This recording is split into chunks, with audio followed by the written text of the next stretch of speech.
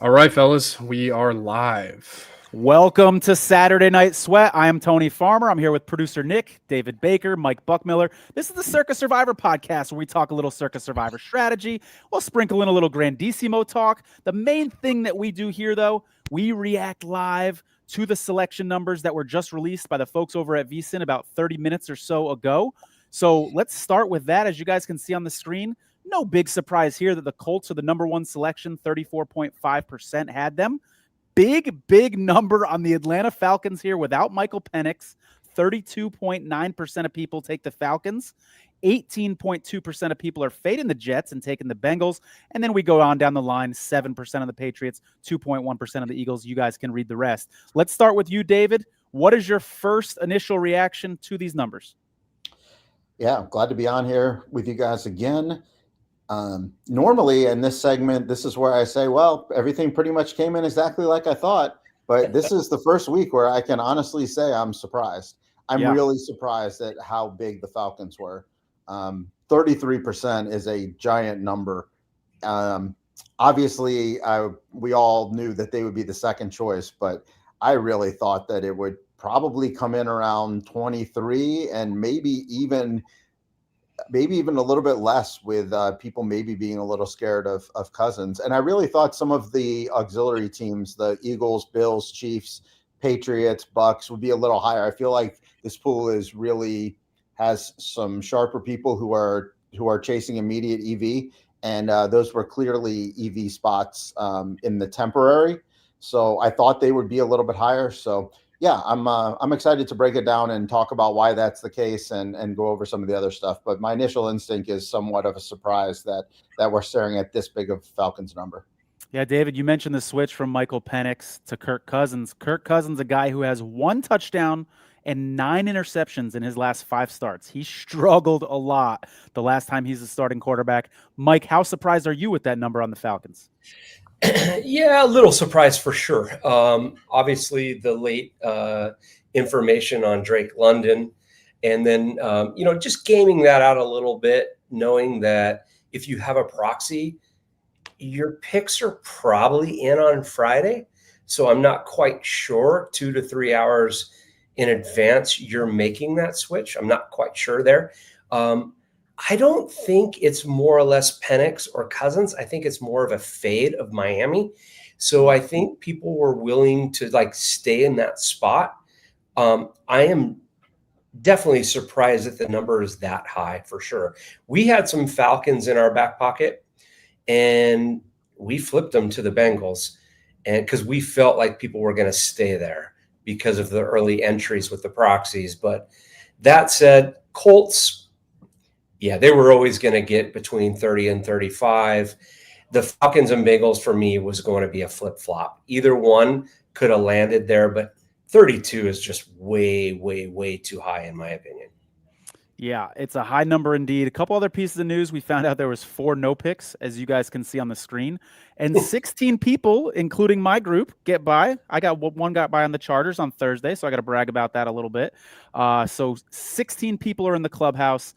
These early games tomorrow, guys, there's going to be a lot on the line. The Colts are the late game, but we got Falcons, Bengals, Patriots, Eagles, all of that early slate. If you're someone like me who has the rest of his picks on the Colts, I'm going to be rooting for carnage there in that early slate. Mike, tell us a little bit about where you landed with your picks and kind of how you got there. It's kind of an interesting week, wasn't it? With several spreads over 6 points. We mentioned the news about the Falcons, but then we had Lamar Jackson news, the Jets quarterback situation. Kind of a funny week. How'd you get where you got? Yeah, I mean, for sure. I mean, all the 7.5. There's going to be a lot of teasers this week for sure. And there's going to be some heartbreaks because in those teasers, they just look so easy and shit goes south. Yeah. We landed on the Bengals as our number one. We were going back and forth for both the Atlanta Falcons and Bengals, and we were trying to game where people would land. At the end of the day, if you got through with either of those on your ticket, you're going to feel great. We just felt with the late news, we flipped. We went with the Bengals. We also like the fact that they have extra rest, a little bit more time for Flacco to get introduced to the offense, and we like that spot with the Jets. We're fading the Jets here. So we do have a couple sprinkled on the Falcons, but we are heavy Bengals. And then we took the Patriots spot because, like, again, as I've said, week in and week out, I want to take good teams when people don't take good teams. And yeah, I mean, week 11? I think week 11 is when the Pats will be the chalk with the remaining people that are on them, probably about 27, 28% there. And we'll be looking to take other teams in that spot. So we landed Bengals, Patriots with the majority of our picks. We did slide some through on Atlanta. I think we have 1 or 2. And we actually took a Eagle. And so we'll see how that goes because, we have a pocket full of Eagles and we're never going to take them all at the same time. So, we're sliding some through here and there, but at the end of the day, we are Bengals and Patriots fans this week. David, so many times on this show, you and Mike are not on the same page with your picks. I mean, you guys are often thinking similarly, but you land in different spots. Is that the case this week? Where did you land? Well, I basically just most of the time it just comes down to a fundamental, philosophy that, how we play the game, which I think that's the great thing about it is there's just different ways to do it. Luckily for us, we decided to save the Colts at various points in the season, knowing that they probably would bottleneck this week, but at least giving us the option if the contest breaks a certain way. And what actually ended up happening is the week that the Colts were mostly used was the week where there was the most carnage with the Rams and the Cardinals. So now the Colts were significantly under available. So that's kind of the advantage for not gaming it out so far in advance to avoid the bottlenecks. And that's kind of what we did. And we're lucky that we have a majority of our picks available to use the Colts.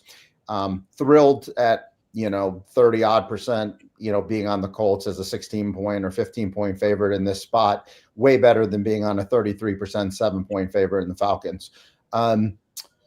So yeah, we had one pick that didn't have the Colts available, and we felt comfortable with the Falcons or the Bengals, but that particular pick doesn't have the Patriots available in week 11.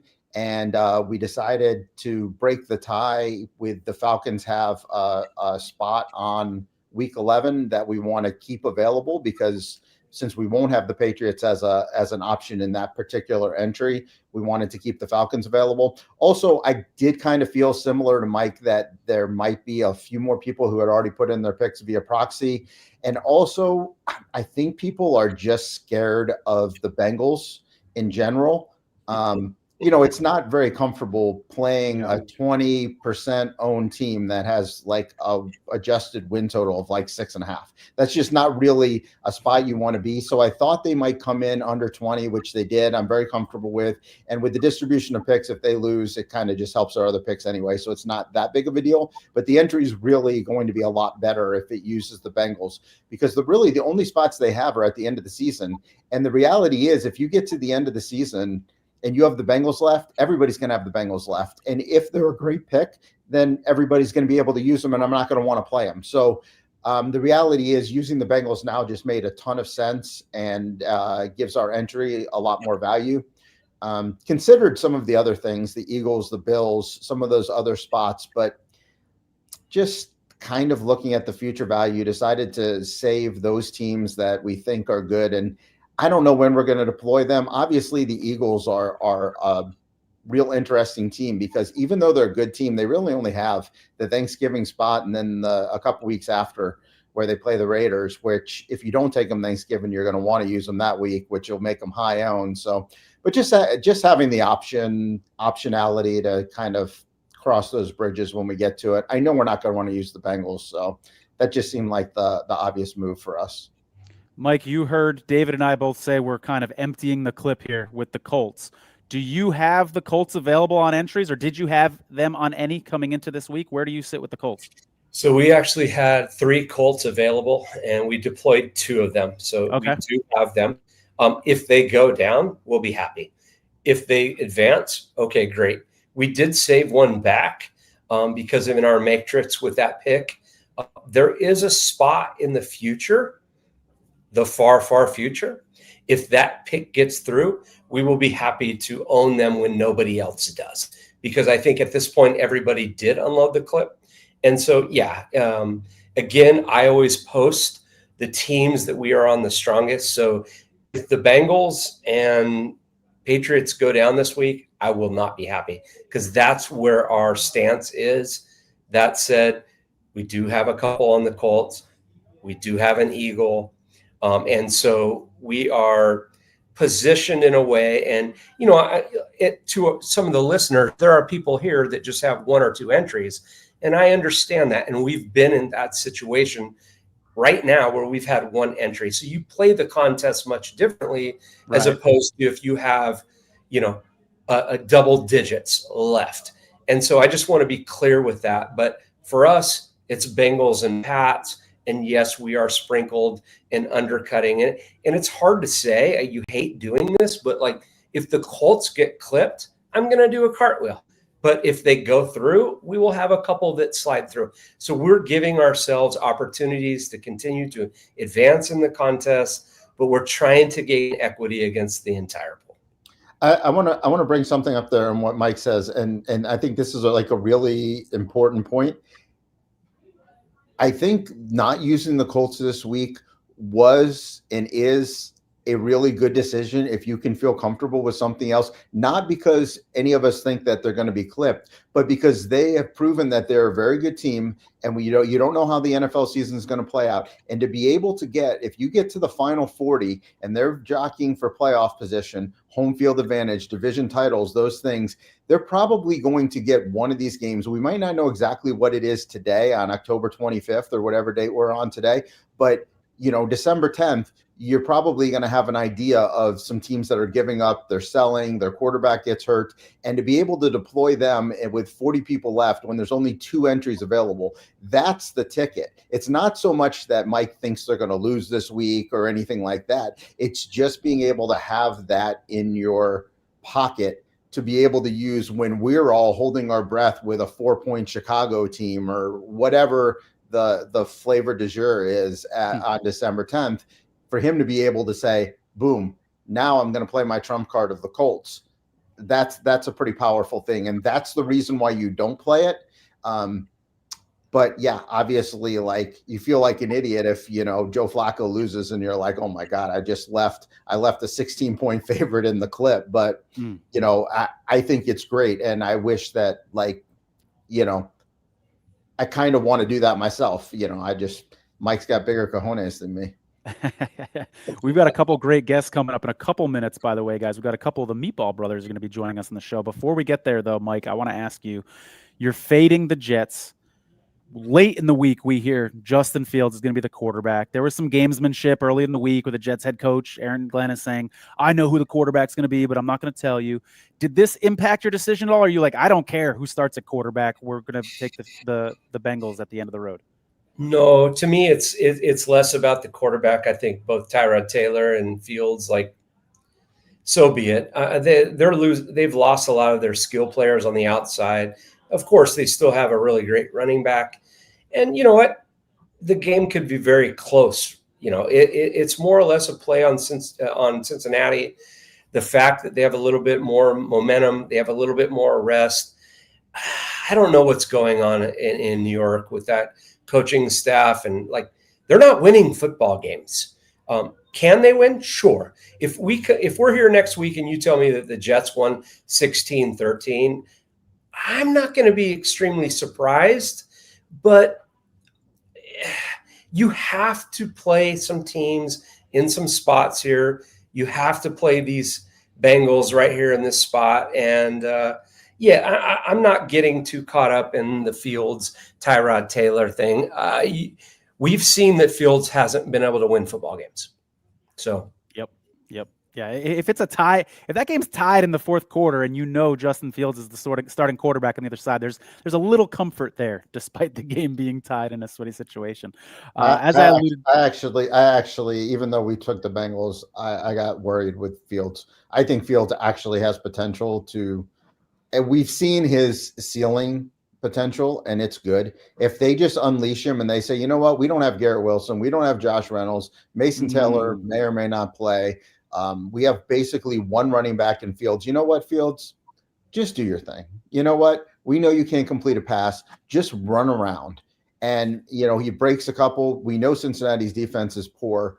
I don't really think like Tyrod Taylor can do that. Could Tyrod Taylor throw a little better pass than Fields? Maybe. But at the end of it, I'm not worried about these Jet receivers beating me without Garrett Wilson. What I am worried about is just the stupid Bengals defense. But my play was similar with the Bengals. It's more just a bet against no Garrett Wilson, no Sauce, most likely no Mason Taylor. Josh Reynolds is their number 2 receiver, and he's not even playing. Not that he's good, but I mean, it's going to Allen Lazard and who else? Like, it's just really there's nobody there. So the Fields news actually gave me a little bit of hesitation because when you're worrying about an upset, you're only worried about the ceiling potential. It doesn't really. I'm not really worried about the 3 to 7 points. It's not a spread thing. It's just the ceiling, and I know the ceiling is there for Fields, even though he hasn't found it yet this year. Yeah, good and stuff to David's point is, if I had my druthers, I'd rather have Taylor as the quarterback for sure, because it would be more of a passing offense with no receivers. That said, give me the Bengals in this spot. I'm moving forward. Gotcha. Good stuff. All right, let's go ahead and bring in the Meatball Brothers. And I think most people out there watching this show know who the Meatball Brothers are, but just in case you don't, they are now champions of Circa Survivor. They won it last year. This was showcased in a really well-done manner by the documentary, The Quest for $14.2 million. A lot of people are seeing your guys' faces for the first time since that documentary. So Carson Williams and Paul Sees, before we start talking about week 8 and where you're at and where you landed, I just want to know, how are your lives doing? How has your life changed since you cashed that big check? People want to know, how are y'all doing? Oh, I appreciate it, Tony. Thank you. I would say our lives have definitely been improved. Paul's a little bit closer to retirement than I am. A lot closer, we'll say. But overall, I would say it's been an experience. But as soon as that day ended, we started looking forward to the next season. And, there's a lot of different things we've done. I mean, my wife got a new car. We've traveled a little bit all over the world. I went to, you mentioned Allen Lazard a little bit ago. I went to Ireland for the Iowa State game. I'm an alumni from there. Went to a couple other big trips, but it's been pretty incredible. And we just can't wait to hopefully have the opportunity to post one of these checks up behind me again. So that's probably the biggest thing for me. Good stuff. Yeah, thanks for having us. Yeah, thanks for having us, guys. It's been so much fun. I mean, we've kind of, I think we're celebrities in our own mind. I think we've kind of embraced that, and we've just been having just tons and tons of fun with it. We sponsored a golf tournament. Used the Meatball Brothers. Everybody's like, who are the Meatball Brothers? You know what I mean? I mean, we just been having a ton of fun with it, kind of like trying to brand it a little bit. And I mean, it's such a fun tournament, and it was so much fun last year. It's so stressful that the last 6 to 9 months, it's just been like we're on our victory tour. That's what it feels like, our victory tour. You know what I mean? And now last weekend we got in our first Twitter fight with somebody that said our time is done. We did. So yeah. It took that long? I know. Exactly. Yeah. It was probably a robot. It was probably not a real Carson's person. texting me. I'm like, why are we fighting with this guy? We don't even know who he is. So we got Paul going from his account, attacking him back. I mean, it was great. No, but it's been great. It's just been a whirlwind, and we've had a great time.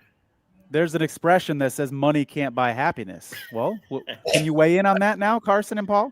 Yeah, I think it has. I think it has. I mean, I think it does. I think I love it. I think it's. I don't even know it's the money. I mean, money's been great. It's the ride. Just the ride. I mean, really. Well said. It's just. I mean, the money. Yeah, we love having the money. We're not going to turn it down. But the ride is just like Carson's. It's just been incredible. Let me ask you a question. Did you guys do any hedging or things the last week, or what was your situation on the last week? For the last week, yeah. So I will say Paul and I actually started hedging the second to last week at a very smaller scale, and then finally week 20 or week 18, whatever you want to call it. That's where our more serious hedging was, and compliments to Circa for those people that make it there. They make it possible and allow you to do so. And luckily, we were one of the few people that we decided to take the points, and we were on the Colts the last time, our last week, and we actually won both sides of it. You got the middle? Nice. Exactly. Let me tell you this. So That's week great. week 18, my partner Russ and I are down there with my son, and we're sweating it. We had helped somebody get to the finish line as well, and these gentlemen happen to be in front of us. And so we start having a conversation. They're like, "Oh my God, we watched your pod." And I'm like, "You're the one?" So we started, just having, just normal conversation. Your group, just phenomenal people, great people. And we're sitting back, and to watch this all unfold in real time, and of course we've had the opportunity to be in that situation and understand the emotions that's going on. Fortunate enough to do it, but to see it in real time with other individuals and watch their game, because at halftime all the games were just haywire, upside down. Yeah. And to watch them, the span of emotions, to see you guys in real time and to actually win. I mean, it was unbelievable. My son will never forget it. He goes, "This is incredible to watch them," because it's like winning the World Series of anything. And, whether it's the World Series of poker, the Circa Survivor, a real World Series of baseball. And to see the emotions of you guys, your group, all come together and go. And I don't know who it was at the time, but we were high-fiving you guys. Mm-hmm. And somebody turned around and goes, "Oh, fuck, we won our hedge." they had no idea. They literally, that was so far removed in the mind, because they just wanted to win. And when they won, somebody came up and grabbed you, and and he goes, "We won our fucking edge." And it was like you won again. I think it was, and that's where we talk about the money, because at that time, the Falcons hadn't lost yet. So, that was an extra $1 million. So That's why it's more, the money, don't get me wrong, the money's great, but that blue jacket, there's something about that blue jacket. Just getting that blue jacket is that day just kept scaling up for you guys. From getting the win to learning that you won your hedge because your mind was here. Then the Packers lost. Then the Falcons lost. It just kept going. It was win after win after win, and people were ripping their shirts off and going nuts. And I was like, this is the greatest time of their lives. And we were just basking in it and just sharing that emotion with you guys at the time. And that's why that's why the documentary is great, because honestly, you watch that documentary, we know what happened. You're sweating the documentary. I don't care what you say. I'm watching the documentary. I'm sweating right with everyone, because you just see it. You just see it. I'll say quick things real quick. So first off, I had just started a new job at that point. I'm 6 months in. There's pictures of me with my shirt off, standing on a table at Circa, circulating my new company. So, it legitimately is real. And now they know what to expect, at least. So it's 100%. Has winning changed your strategy for this year versus in past years? I know that you said that you have done this in multiple years. That wasn't your first year in the contest. Do you find that you take more chances now because it's okay? Or do you find that you just want to be in the moment so much that you're gravitating more towards a safer play, or has your approach just consistently been how it's been? So it's a challenge where obviously now we've got 6 guys that make up the Meatball Brothers. And obviously, you know, every other year that we had done it as our current group of 6, we had bought no more than 3 entries. This year we bought, you know, a handful more than that under a couple of different names. And it is a lot more difficult with more entries. And, you know, going into the season, we said, hey, let's treat these extra entries like we've got 3 picks because that's where we were successful. And unfortunately, when push comes to shove at the beginning part of the season, it's like, well, you know, let's get a little cute here and there. And it has not gone well. And so we've gravitated back towards the strategy where we had some success. And so I would say it changed, but we didn't intend for it to. Yeah. We're envious of those people that can put 10 picks on one team, and then we're just tough to do. We can't do it. We like to sprinkle a little bit, and it's just not our.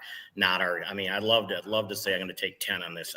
We can't do it. We can't do it.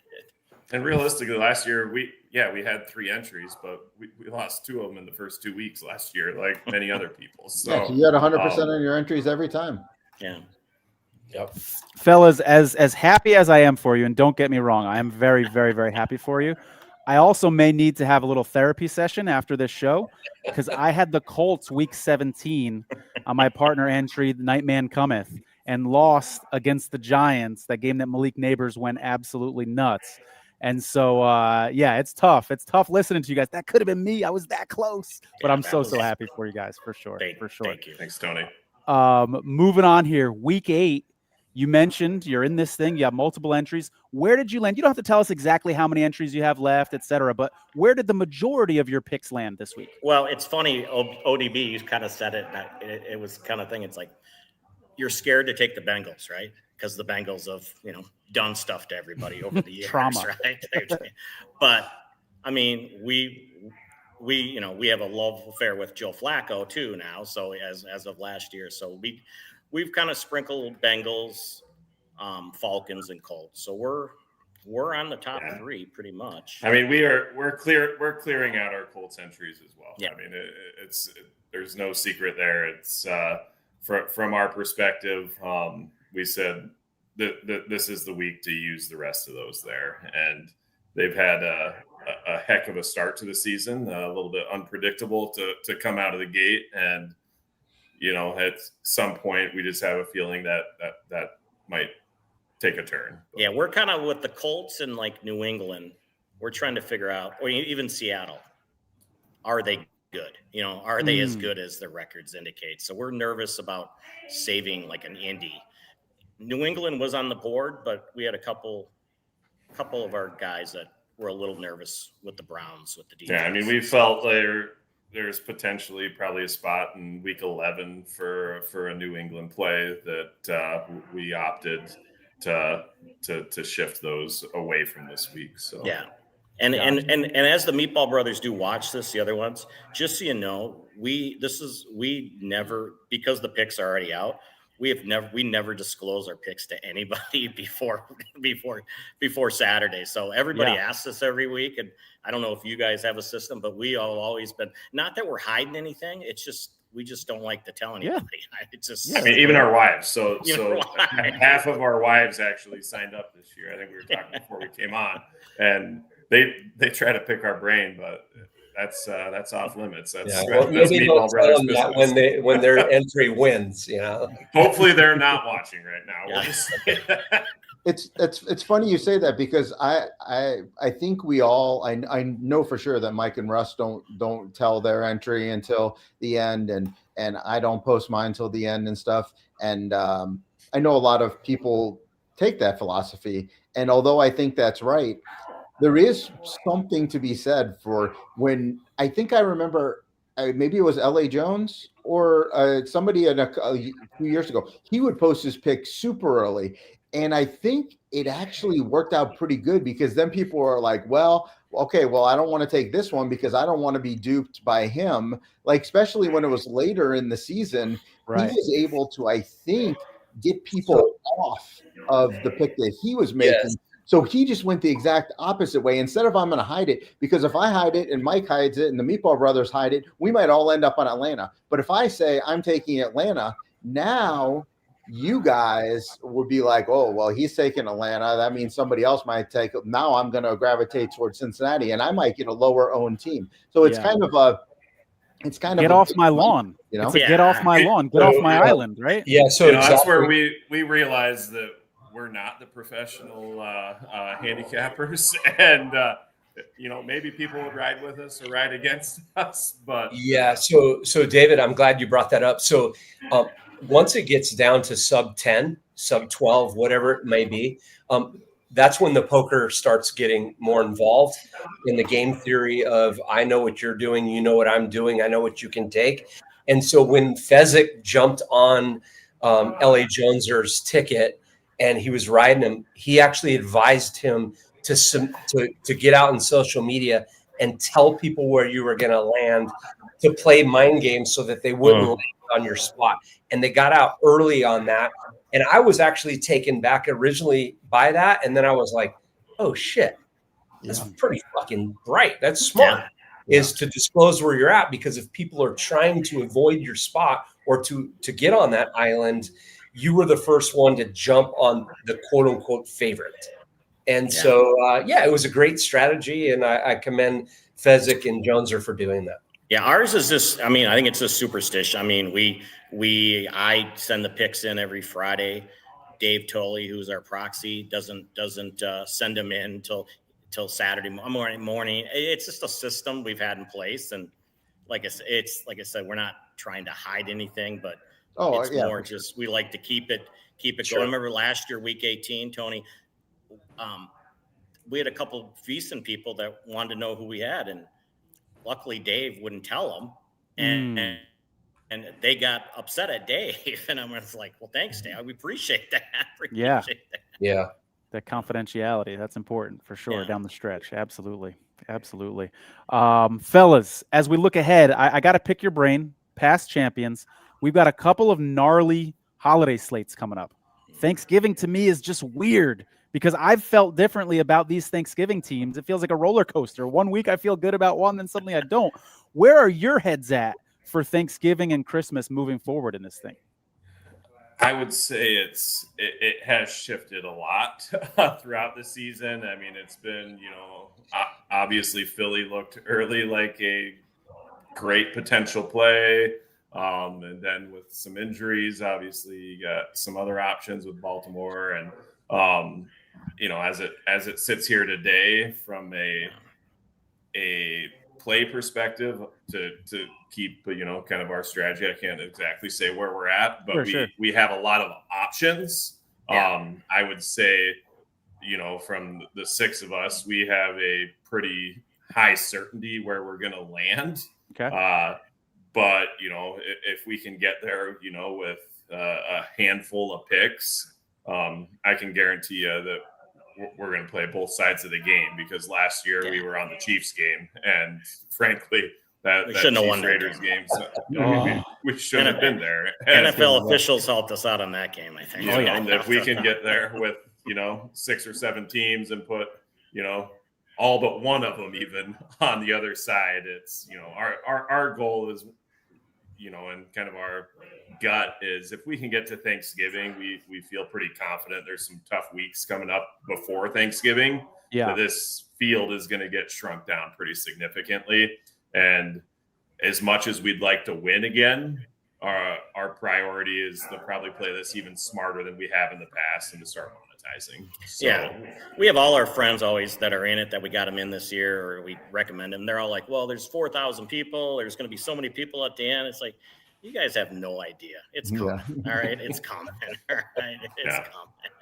Just relax. It just didn't happen so early this year. But it's coming. It's coming. And with Christmas, it's, there at that point you're in the third to last week, and it's, if you are lucky enough to make it there, whether you've done it before or not, talk to somebody that's done it, reach out and get some other input on strategy. It's a matter of, you've made it that far, which is incredibly hard to do. I mean, we've done it pretty much every single year, and we've cashed one time, and getting it there is hard.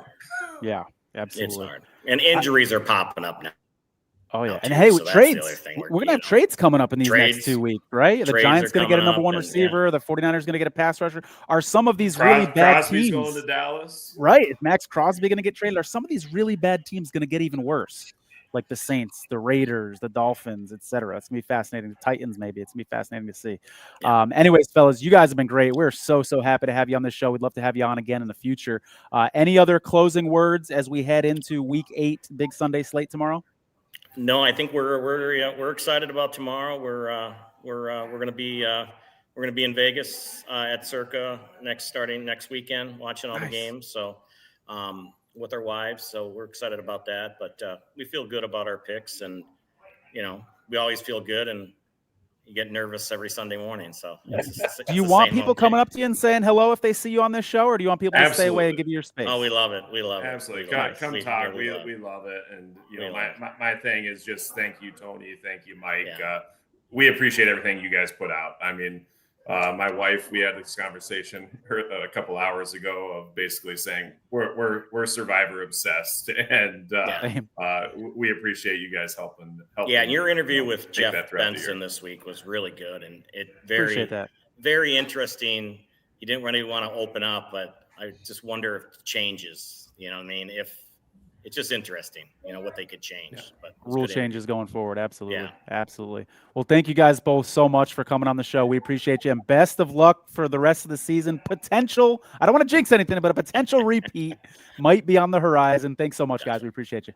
Yeah, Good luck, thanks, guys. guys. Appreciate it. Good luck, Thanks, guys. Thanks for appreciate it. coming on. Appreciate it.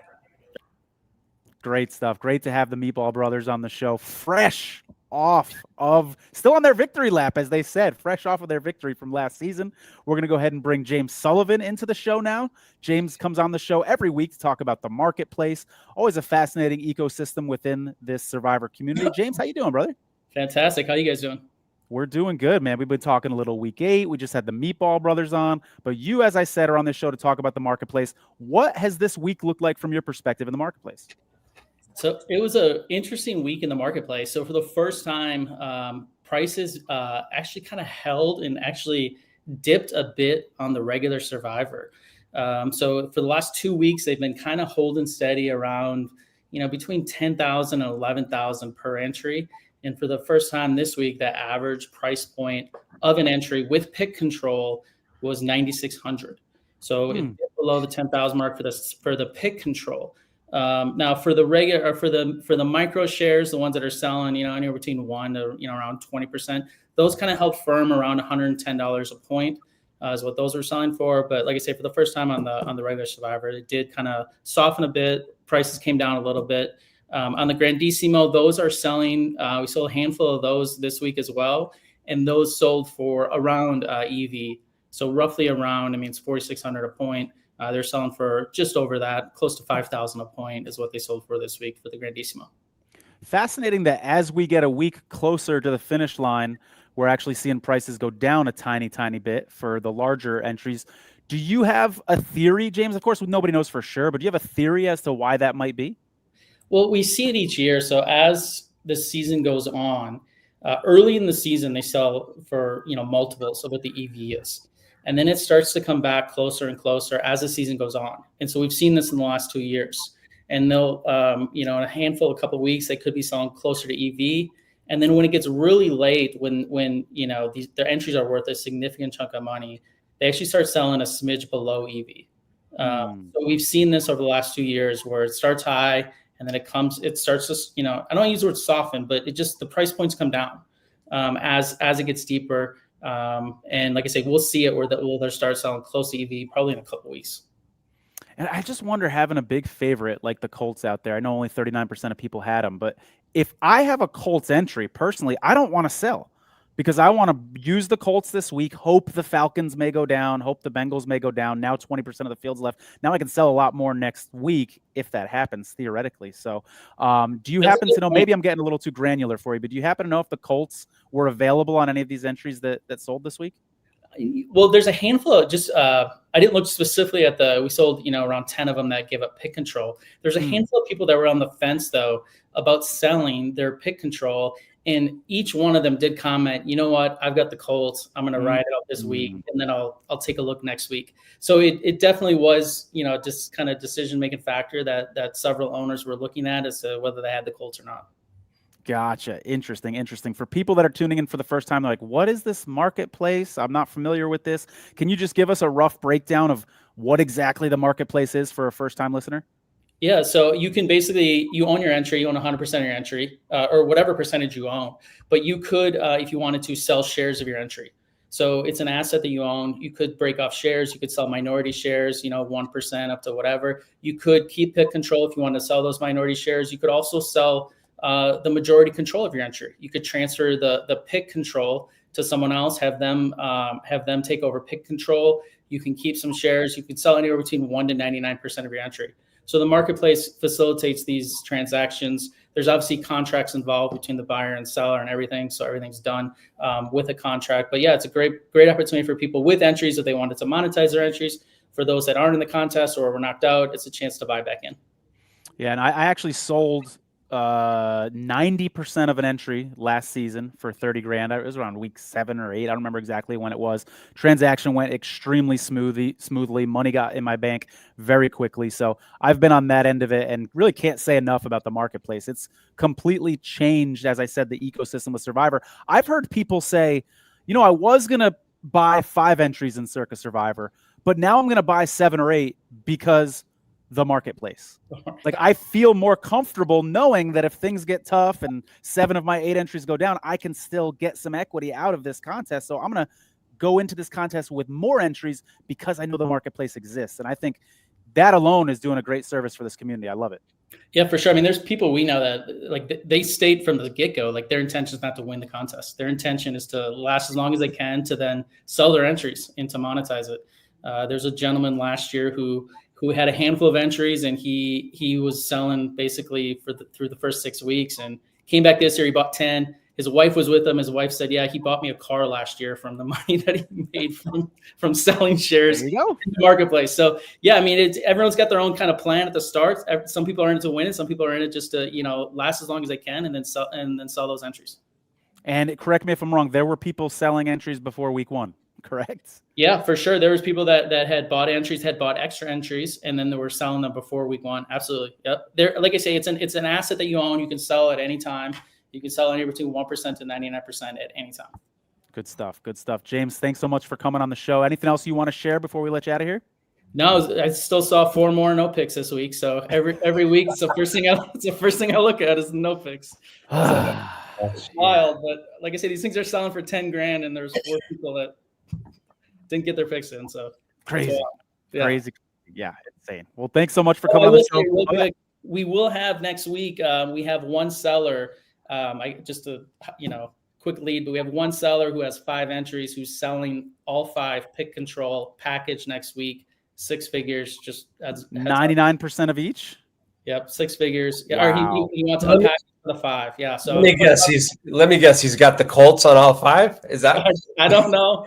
All I'm saying is there will be assuming he makes it. Yeah, he sounds pretty confident here. There will be a package of 5 in the marketplace next week for 6 figures. If you want to buy a package of 5 with the control. So there you go. That's my parting words. All right, head on over to survivorsweat.com, and in the bio of this video on YouTube, you can find a little bit more information about the marketplace and how to get there. We appreciate you coming on, James. Thanks so much. Fantastic. Thanks, guys. Good luck tomorrow. Thanks, appreciate it. I wish I was as confident, like I could just push a button. I'm going to sell all my picks next week. I'm getting them all through. It's like, oh my goodness. Goodness gracious. Mitch Moss is our next guest on the show. We're happy to have you back on the show again, Mitch. How you doing over there, brother? Oh, I think you might be muted, maybe. There we go. We can't hear you yet, Mitch. Test.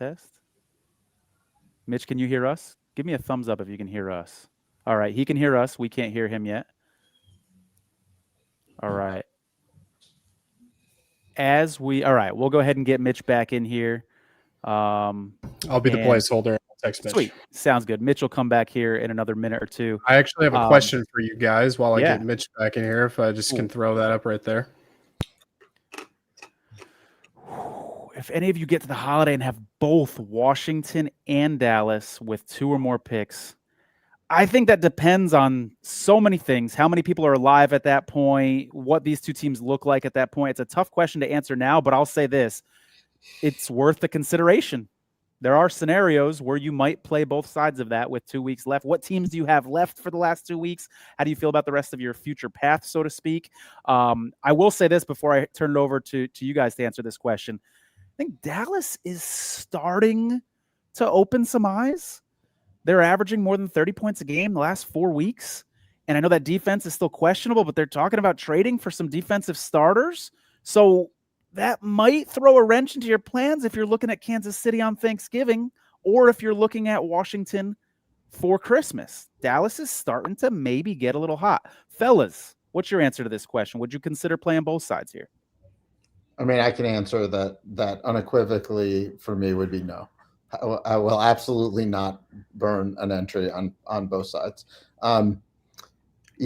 You can simply, if you want to, you can take 2 different games and then parlay the other side money lines. And that way, the only way that you lose is if they both go out, or, there's a way to, compound the devastation of you losing both.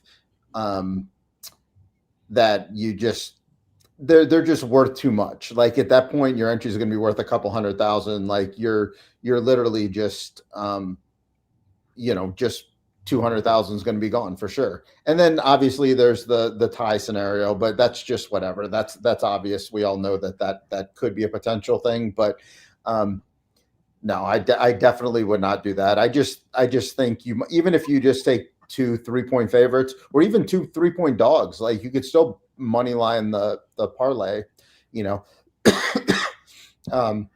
just not something that I would do. I can't imagine that's a plus EV strategy. Mike, I see you nodding your head over there. Anything else you want to add to that before we get to Mitch? Yeah, I mean, first of all, there's so many unknowns and the variables that go into making that decision. But if we're happy enough to be at the end on Christmas there with 2 picks, there's other ways to hedge and monetize that. I mean, I get the thought of wanting to be a champion and maximizing your position to possibly survive and do all that. You'd have to bet the tie and all that. So you're in there out of your pocket regardless. But, I think we can pick 2 sides. We can pick a side of each game, and I think we can get through. But if we don't, we're going to make sure that we can monetize that position. And there's just no way I'm going to give up a pick at that time, because basically you're guaranteeing that you're going to get clipped at 1, and possibly 2 if there was a tie, and the money and the ties that are offered from Circa, they're very bad prices. I mean, you have to play them, but they're bad prices. Right. And to David's point, there are so many ways to monetize that position that I can almost 99.9999% of the time we would not play both sides of a game. Good stuff. Great question. Great answers from you guys. Mitch, welcome to the show. How you doing, brother? Okay, I think you guys have me now. Absolutely. We hear you loud and clear, man. Excellent. Great to have you back on the show. Always great to talk Circa Survivor with you. We can just start off with you reminding us, where do you stand right now and where did you land for week 8? I have 3 left in the $1,000 buy-in. And I will go back to week 5 first before I tell you who I got to with my picks this week, because in week 5, I actually used with 3 of my entries the Colts because I didn't want to go all in and shove on the same team, and that team would have been the Rams. So I loved him in that spot against the Raiders, but the thought was if I could hold on to the Colts for every entry for this week, now week 8, I would love to do it, but didn't get there with going full bolt with the Rams. Obviously, thank God I didn't, because the 5 that I lost on the Rams, had they advanced, we would have had the Colts obviously circled on every one of those entries for tomorrow, but the Rams went down like they did. So now I'm down to 3. And based on using the Colts in week 5 against the Raiders now, they're unavailable. So it came down to basically, a bunch of these teams, obviously, that land in the teaser sweet spot on the board this week. They're all pretty similar on the money lines. It just came down to us in terms of future value more than anything else. And the fact that we used the Bengals as well. We used them week 2 against Jacksonville. And at the time, I was like, thank God we got the Bengals out of the way. Little did I know that after trading for Joe Flacco, home against the Jets would be a great spot to have them. So they're unavailable. Certainly did not want to mess with anything with that Baltimore game. And plus, they play on Thanksgiving. So thank God we stayed away from them. Yep. And it essentially came down to, are we going to go with Atlanta? Would we go with Buffalo on the road? Didn't want to take Philadelphia because of the Thanksgiving Day game. New England was a possibility, but they have the Jets coming up at home in a few weeks, so we didn't go with them. So what I did is my partner and I, we took 2 on Atlanta, gulp, with Kirk Cousins now going. And I don't love the spot here either, but we took 1 on Buffalo. Gotcha. Okay, so 2 Atlanta, 1 Buffalo going forward. You said gulp. Talk to me a little bit about the X's and O's in that game. Like, what specifically makes you nervous there? Well, it's that now, I mean, the jury's out here in Miami, and the entire world watched again how big of an abomination they were last week.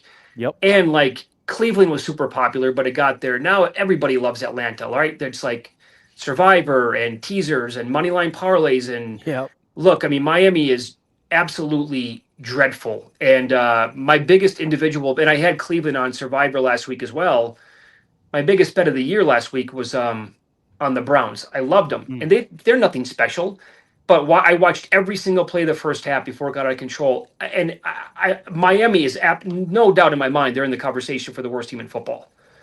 They're lost. They don't look like a professional football team. They look like a MAC team last week, playing like a fringe Power 4 team. That's what it came down. I was like, oh my God, they suck. Yeah. But the Kirk Cousins thing, like, who knows? He might turn out to be an upgrade tomorrow over Michael Penix at home. But the fact that he just hasn't played, scares me a little bit. Yeah, he hasn't played, and when he did play last as a starter, he was very ineffective in terms of getting benched and all that. The Drake London news came out where he's been downgraded to questionable. I assume you're going to kind of be on the edge of your seat looking at those inactives in the morning? Oh, that's going to be I'll have alerts set on my phone. Put it that way. Absolutely. As you look ahead, I'm sure you saw the selection numbers like we all did. That Atlanta number was really high. That was a little bit of a surprise we all talked about. What's your expectation for potential carnage this week? We obviously come off of a week where we had a tiny little bit of carnage, and it was all on Thursday. Sunday was really smooth sailing. There were 2 games that were tight, but in terms of the people being eliminated, do you expect another week like that, or do you think we could get a little blood this weekend? Well, here's something, and this, I mean, this is very easy to say, right? Like, if we don't get carnage this week, and all of these favorites get there, and books get killed, and all these teasers come in, and everybody advances in Survivor, I kind of think that means that we're not going to get carnage until at least like week 10, because next week Green Bay is at home to Carolina. And the Rams are off a bye at home to the Saints.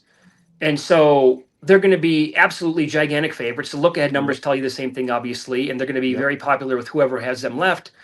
And you got to love their chances of winning. Week 10 is tricky. So are we going to get all the way to week 10 where it's still floating around like 4,000? Like, if it doesn't happen this week, right? I don't think it's happening next week. And week 11, the Patriots are at home to the Jets, and they'll probably drill them by 30. So I think there's an angle here. Like, if it doesn't happen tomorrow, then, man, we're going to have a lot of selections left coming up middle of November and maybe even like around Thanksgiving. I really appreciate you bringing week 10 up, because I've been trying to be like Paul Revere and warn people, week 10 is coming. Week 10 is coming. It looks gnarly. I see you're using Buffalo this week on one of your entries, which means you won't have them for week 10. Talk to me about how you're feeling about that specific week with the rest of your entries. Do you have Denver? No, I mean, so part of the conversation was like, do we shove with Atlanta? And then that way we can come back potentially and use all 3 on Buffalo in that game in week 10. That was a talking point. But again, going back, like, if Atlanta does go down tomorrow, I want to have at least another bullet in the chamber potentially. So that's why Buffalo was used on the one. And I didn't want to fire on the Patriots because that game against the Jets to me. And Cleveland's defense is absolutely legit. Like this is not going to be, potentially this is going to be a really difficult game for the Patriots offense tomorrow. Like the Cleveland defense can play against anybody, right? I think we all know that with what they've done so far this year. And it's also their first game back in a month. That's always a little tricky as well. I know that's a bigger deal like in the NBA, baseball, and hockey for sure, but that's something to be a little bit concerned about as well. So in a perfect the best world, defense Drake May has faced all season long, I would say. Oh, I mean, there's right. Do we really think the Patriots are going to be able to run the football tomorrow? I don't. Why would I think that? Because nobody other than Jahmyr Gibbs, nobody can run the ball against the Browns. So he's probably going to have to beat them. And they're really good at, by the way, they're really good at limiting quarterbacks at running. So, and that's one of his, he's a dual threat guy. So he's going to have to beat them in the air, and they're going to have to rely on their defense probably. So, and that Jets game to me is just, my God, I talked about how bad the Dolphins are. The Jets are right there with them. Aaron Glenn has no idea what he's doing as a head coach. 100%. They're that division again, the bottom two teams there. Wow, is it bad? But, and I didn't want to use Philadelphia tomorrow because of the Thanksgiving Day game as well. So it came down basically to how are we going to split this with Atlanta and Buffalo, knowing that Buffalo was probably going to be in play in Week 10. Gotcha. Okay. Any concerns about that Buffalo defense not being able to stop the run? Now you go up against a Carolina team that's running the ball. They're coming off a bye, though, right? So hopefully they've had a chance to fix this defensive situation.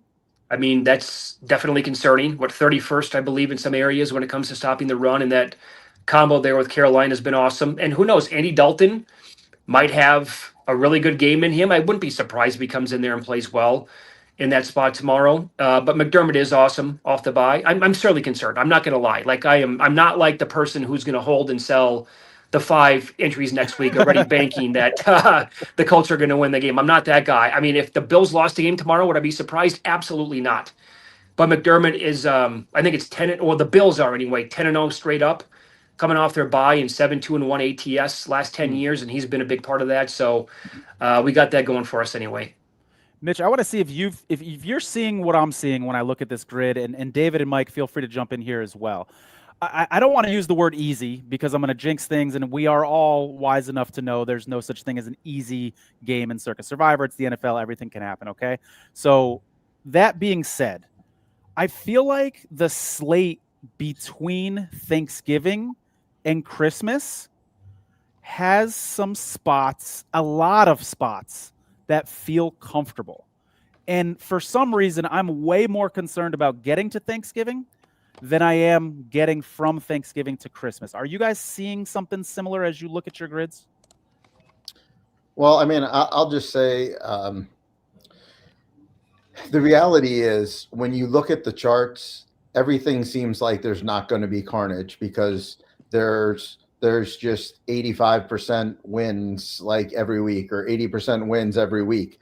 But the only way that there ever really is carnage in Survivor is when things come from out of nowhere. So good point. Yes, we can all sit back and we can say, well, this week the Colts and the Falcons and the Bengals, they have layups, and then next week the Packers and the Rams have a layup, and then whatever you do 10, whatever, but a lot of teams are going to make it through that week regardless, even if some go down. And then the next week it's obviously the Patriots, and then there's the Niners, and we all have seen the path. But the way that it gets knocked down is because everybody thinks that path is easy, and to continuously win 80% or 80% or 80% or 80% is very hard to do, and it's very unlikely to happen. So there is going to be somebody that's going to slip up. We just don't know if it's going to be now, whether it's going to be the Patriots, whether it's going to be the Packers, whatever. History has told us that somebody's going to slip up at some point. But this year, the NFL is kind of crazy because normally there's 4 or 5 really good teams. Then there's a bunch of meh, I don't really like picking them, and I don't even mind picking against them. And then there's a couple teams you want to pick against, but this year it's not really like that. There's 20 teams that are good, and then there's 8 teams that are just god awful. So I think everything feels good because there's always a Tennessee, a Jets, a Dolphins, a Raiders right around the corner that even if you miss out on one, like even if it's like, well, I used my team that plays the Jets and the Titans, well, that's okay. You still can play the Raiders or the Dolphins. And so I don't know. I mean, by looking at the charts, it obviously looks like we're going to have an abnormally large amount of people make it to the finish line. But just history tells us that in the next 10 weeks, there's going to be some carnage. And I don't know whether it's Tua this week. I don't know whether it's Justin Fields in week 11. I don't know whether it's Bryce Young in week 13 or whoever. But there's going to be some quarterback that's going to rise up. There's going to be Josh Allen's going to take a concussion and Mitch Trubisky is going to come in week 10 or whatever the situation is. We just know that it's very, very hard to win 20, 85%ers in a row. It just like the odds of that are very extremely low. And that's why the contrarian players traditionally play their entries that way, because all it takes is 1 week and then all of us chalk players just get wiped out. And then you're sitting there. Well but said. What's happening in this contest is the contrarian players are going out 15 here, 25 here, 50 here. And the chalk players are just moving as one organism through this whole thing. So that's kind of how you have a 33% Atlanta as a 7-point favorite, because they're all playing the same game. And once that happens, once Tua knocks out the Falcons on Sunday, or Fields knocks out the Bengals, now we're going to have a different path, and the percentages are going to go different because so many of the chalkier players now make up. I mean, not the chalkier players, the contrarian players make up a larger percent of the pool. Right now, they're a very small part of the pool. You can see only 2% of the Eagles or Bills and whatnot. So there's just not really a lot of people who are playing it that way. But at some point, history tells us it's going to change. Absolutely. Yeah. Without a doubt. I mean, this thing, prepare for carnage because there's not going to be 3,000 jackets. Let me just tell you the fact that this league is week to week. Here we are sitting in week 8. 50% of the entries remaining are confident on the Atlanta Falcons and the Cincinnati Bengals. And the other 34, the Colts, which I was high on at the beginning, but not many people were. So you're telling me you got the Colts, the Bengals, and the Falcons with the lion's share of all of this, and people are confident. How the hell can you be confident? If all three of those teams go down tomorrow, I will not be surprised. Right. No, you can never be surprised by carnage, I don't think. I was talking about a path earlier about like if we don't get carnage, when is it going to come? And I will also point out, like back to both your guys' points, like Survivor would never be this popular if we had 4,000 people split it at the very end. Good point. Like we never would have gotten to 9 million, and then a $14 million prize pool, and then this year 18. People would be like, this contest sucks. It's too easy. So that's just based on history. Yep. So, and by the way, like if you flip it and go back to last year, right, it was complete chaos for the first month plus. Everybody was out of the contest. And then it was like, holy hell, how do we survive this thing, right? That could flip tomorrow, because then last year it turned into all chalk late. This year could be the exact opposite. We don't know. It's all chalk now, but it could be chaos starting tomorrow. And this thing could be done by, we could be down to 8 people in the final couple of weeks. Who knows? Hey, as someone that got by with one of the 16 on Thursday night with the Chargers, I wouldn't mind seeing ultimate carnage tomorrow. I'm sure. Mitch, I want to ask you, this is kind of a funny question, but like, is there a team in the NFL that's messing with your head a little bit, either because they're not matching your expectations of what you think they were going to be, or maybe you're just like, I don't know what this team is. Like, are they good? Can I trust them in Circa Survivor? Or are they terrible? I just don't know what they are. Is there a team that fits that description for you? I think I can give you multiple teams, actually. Right. I mean, some of these teams I think are actually kind of good. Like I think Atlanta is actually kind of decent with their defense. Is Denver good? I know the defense is awesome, but I think sorry, David, Sorry, I apologize in advance. All good. Is Bo Nix good? I'm not so sure. And that offense, like if he doesn't pop tomorrow, and look, I mean, I know they scored, they came back to win that game, but that's an all-timer last week. Yep. And they're getting buried. But he has to look good tomorrow against the Cowboys. He just has to because that defense is so bad. I'm running on the list right now of teams. Houston's no good because of the offense. The defense is awesome. And I've done a 180 on the Chiefs. I'm like David there. I thought, boy, oh boy, at the beginning of the year, this team, they're no good. But here we go again. Super Bowl. Here's one team. And I know the power rating on Green Bay is off the charts. I'm a little, maybe this is because I'm from the States and I grew up as a Packer fan. Just Jordan Love doesn't do it for me fully still. And I want to love the defense, but I don't know. I don't think Green Bay's power rating, I'm a little bit lower on them than I think the rest of the market is. That's probably the biggest team. I'll throw out two teams that I think are going to be in the discussion over the next 6 weeks. There are spots where we might use them. They might lose, they might win. And that's the Chargers and the Steelers. Those are two teams that if you get to the end of this pool, you're going to have to choose 20 teams. I think we're all pretty confident that those are two of the top 20 teams in the NFL. But, it's kind of week to week on them. I mean, the Steelers, some weeks they look good and then they go out and they lose to the Bengals. And sometimes the defense looks good and sometimes they're giving up 30 points. And, the Chargers, the same thing. Obviously, we all feel better about them after Thursday because Joe Alt was back. But I think that was more an indictment on the Minnesota offensive line and the statue of a quarterback they were laying out there than the Chargers themselves. 5 days apart, they gave up 40 points in 3 quarters to Daniel Jones. And then the next night, 5 days later, they look great. So we're going to have some spots where we're going to have to choose these two teams, especially if you've gone ahead and you've used teams like the Bills and the Eagles and the Ravens and the Lions and some of those better teams.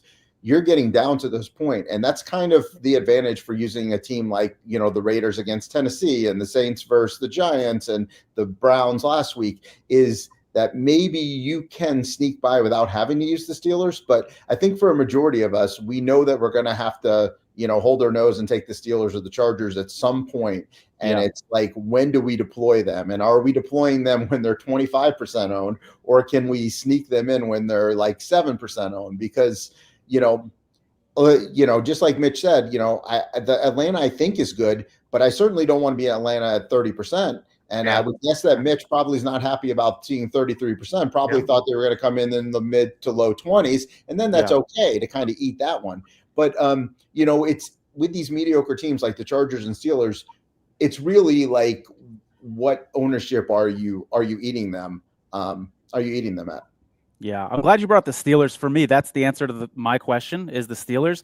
This defense has so much name value. Like, look at just the defensive linemen on the Steelers. You could argue they've got the best trio of cornerbacks in the NFL with Ramsey and Slay. It's like, how did they disappear last Thursday against the Bengals? I mean, why isn't this defense playing like I feel like they're capable of, like I've seen them play before? Kind of a funny one. Mike, did you want to chime in on this one? Yeah, and we're all hoping for us survivors. Is Washington going to get back to where we think they can be with Jalen Daniels? Or we're all hoping, and especially my futures, is Lamar Jackson ever going to come back? And are they going to get that spark? Another one, yeah. And we're all hoping that maybe the Eagles don't have all this internal stuff going on, and they're going to be available because everybody that we've had on the show is going, oh, we don't want to play the Eagles because of Black Friday. And if not, maybe Baltimore will be there. And yet we're going to hold the Commanders back, and maybe they just never get there. Who knows? Yeah. And then we're searching on these special weeks for these teams that we've already burnt. And now what are we going to do? So there's a lot in the future to shake out. So. Yeah, I mean, those could be the carnage weeks, guys. Nobody would be surprised if Thanksgiving and Christmas were the carnage weeks that got us to that place that we all think we're going to get to, where there's not a huge number of people at the very end. So, those are the fascinating weeks looking forward for sure. Mitch, as we look ahead to the holidays, I know I asked you this question before, but things are changing every week. Where's your head at for that Thanksgiving slate and for the Christmas slate?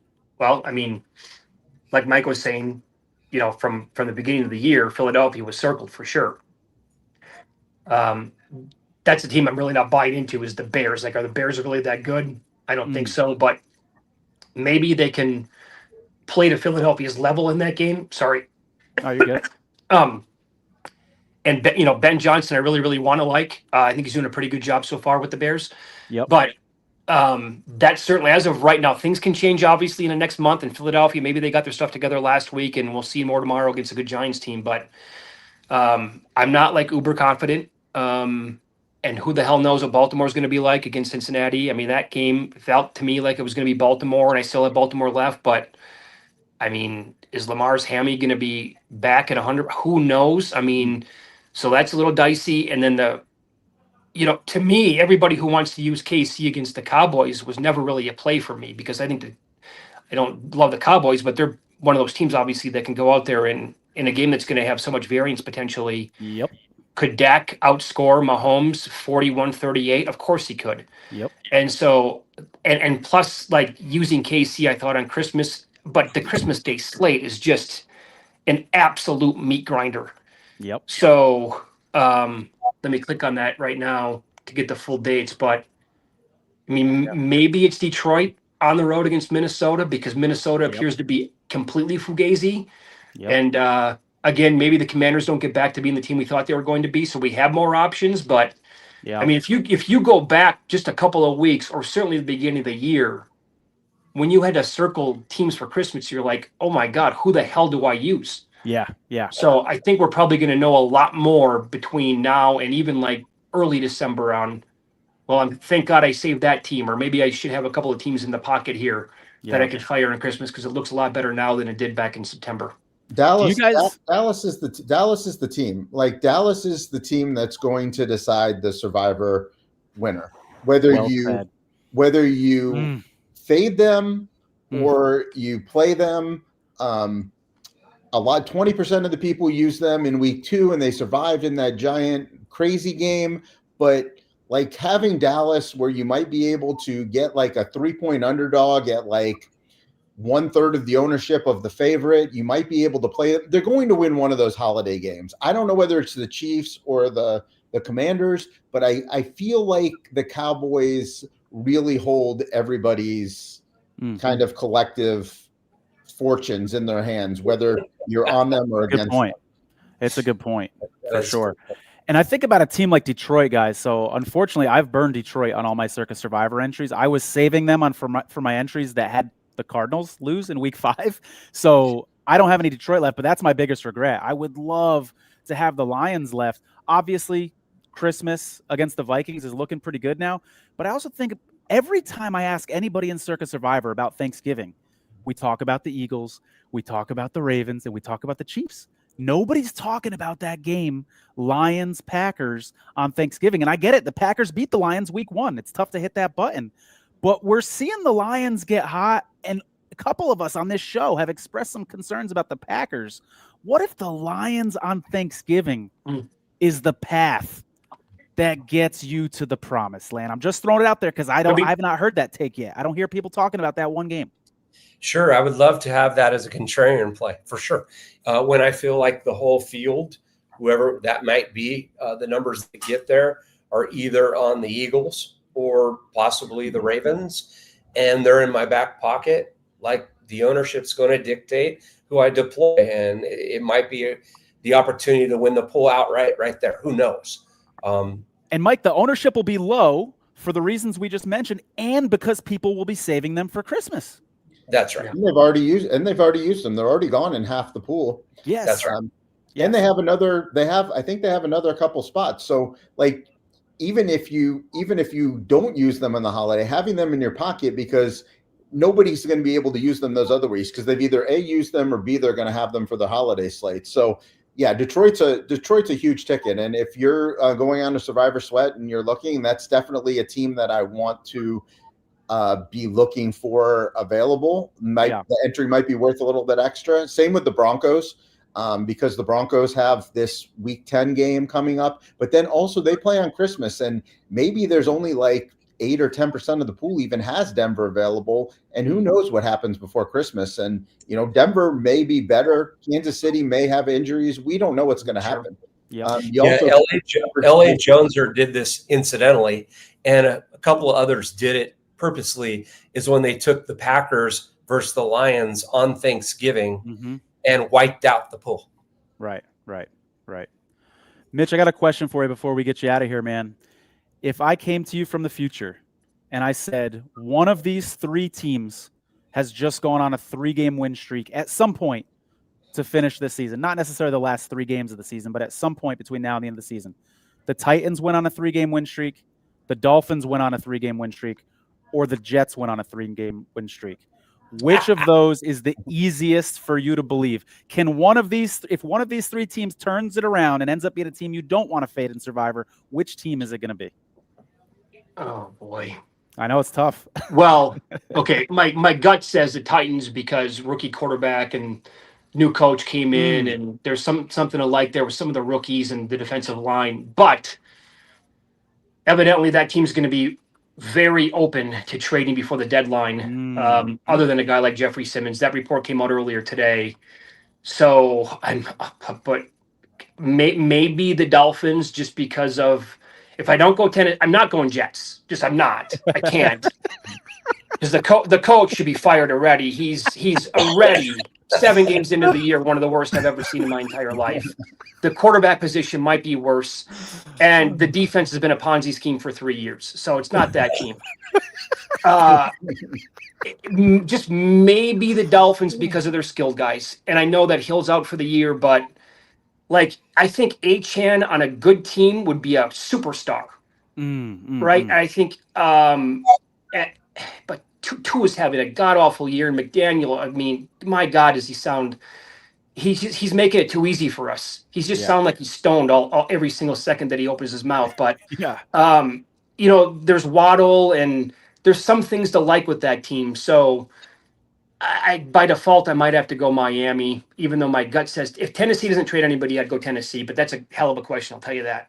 And I appreciate you bringing up the trade scenario, because I think this is something that we as Survivor players need to keep in mind. We got a couple weeks left before the deadline here, and some of these bad teams might get worse.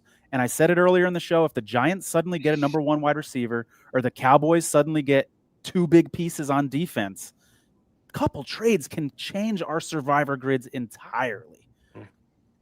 Just like the Micah Parsons trade did at the beginning of the season. All of a sudden that starts to open things up for you. Oh, you start to respect the Packers a little more. So, keep an eye on the trade deadline, folks. I've always wondered why.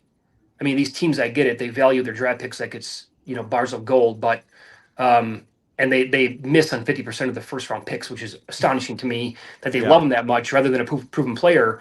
Why don't we have more trades at the deadline, right? Like in the NBA and Major League Baseball. If you think you're close, pull it off. I mean, and maybe we'll start to have that pick up like this year and in upcoming years, but I've always wondered why we don't get more.